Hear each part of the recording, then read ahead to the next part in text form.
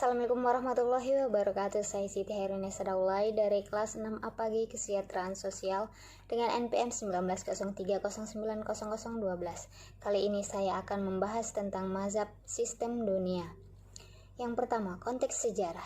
Ketika Amerika Serikat menjadi negara adidaya setelah Perang Dunia Kedua, para ilmuwan sosial Amerika dipanggil untuk mempelajari masalah pembangunan dunia ketiga. Pada pertengahan tahun 1970-an, pertempuran ideologis antara aliran modernisasi dan aliran ketergantungan mulai mereda. Sekelompok peneliti radikal yang dipimpin oleh Immanuel Wallerstein menemukan bahwa banyak aktivitas baru dalam ekonomi dunia kapitalis yang tidak dapat dijelaskan dalam batas perspektif ketergantungan.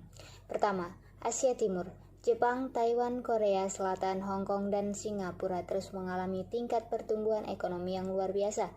Menjadi semakin sulit untuk menggambarkan keajaiban ekonomi Asia Timur ini sebagai imperialisme manufaktur, pembangunan yang bergantung atau ketergantungan yang dinamis, karena negara-negara industri Asia Timur ini telah mulai menantang superioritas ekonomi Amerika Serikat.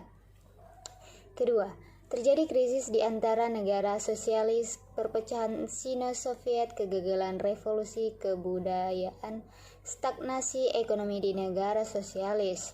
Ketiga, terjadi krisis kapitalisme Amerika Serikat, Perang Vietnam, krisis Watergate, embargo minyak pada tahun 1975, dan kombinasi stagnasi dan inflasi pada akhir tahun 1970-an, serta meningkatnya sentimen proteksionisme, defisit pemerintah yang belum pernah terjadi sebelumnya, dan melebarnya kesenjangan perdagangan pada tahun 1980-an. Warisan teoritis. Sebelum menyajikan pemeriksaan konsep kunci dan teori mazhab sistem dunia, bagian ini menelusuri kembali warisan intelektualnya.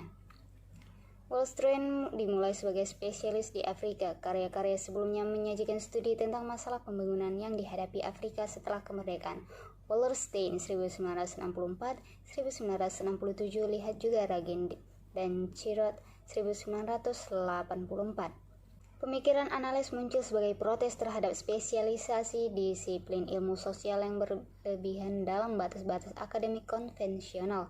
Pertama, Braudel berusaha mengembangkan sejarah total atau sejarah global. Seperti yang dikatakan Wallerstein 1988, memang visi sejarah inilah yang muncul di Mediterania Brauti. Ketika tidak puas berhenti di tepi laut pedalaman, buku ini dimulai di pegunungan dan meluas tidak hanya ke gurun panas Afrika tetapi ke gurun Cina, setengah dunia jauhnya, dan ke barat, meluas ke Meksiko dan 5 ke Acapulco dan Manila, dan kembali ke Cina. Kedua, Braudel berpendapat untuk sintesis sejarah dan ilmu sosial melalui penekanan pada la longue durée atau jangka panjang. Ketiga, Braudel berperan penting dalam menggeser pusat perhatian dalam wacana sejarah dari sejarah periode ke sejarah yang berorientasi pada masalah. Ketiga, metodologi. Bagi Wallerstein 1987 halaman 309, perspektif sistem dunia bukanlah sebuah dari teori, tetapi sebuah protes terhadap cara-cara di mana penyelidikan ilmiah sosial disusun untuk kita semua. Pada permulaannya di pertengahan abad ke-19. Secara khusus, Wallerstein merasa tidak nyaman dengan 5 asumsi berikut dari penyelidikan ilmiah sosial tradisional yang telah menginformasikan proses penelitian kami selama 150 tahun terakhir. Yang pertama, tentang disiplin ilmu sosial. Dalam penyelidikan ilmiah tradisional, ilmu sosial terdiri dari jumlah disiplin yang merupakan pengelompokan materi pelajaran yang koheren secara intelektual yang berbeda satu sama lain. Yang kedua, tentang sejarah dan ilmu sosial.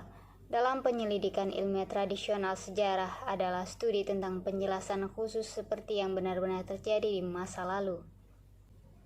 Yang ketiga, unit analisis, masyarakat versus sistem sejarah. Dalam penyelidikan ilmiah sosial tradisional, manusia diorganisir dalam entitas yang bisa kita sebut masyarakat, yang merupakan kerangka kerja sosial mendasar di mana kehidupan manusia dijalani. Yang keempat, tentang definisi kapitalisme. Dalam penyelidikan ilmu sosial tradisional, kapitalisme adalah sistem yang didasarkan pada persaingan antara produsen bebas yang menggunakan tenaga kerja bebas dengan komoditas bebas. Artinya ketersediaannya untuk dijual dan dibeli di pasar. Yang kelima, perkembangan kontemporer.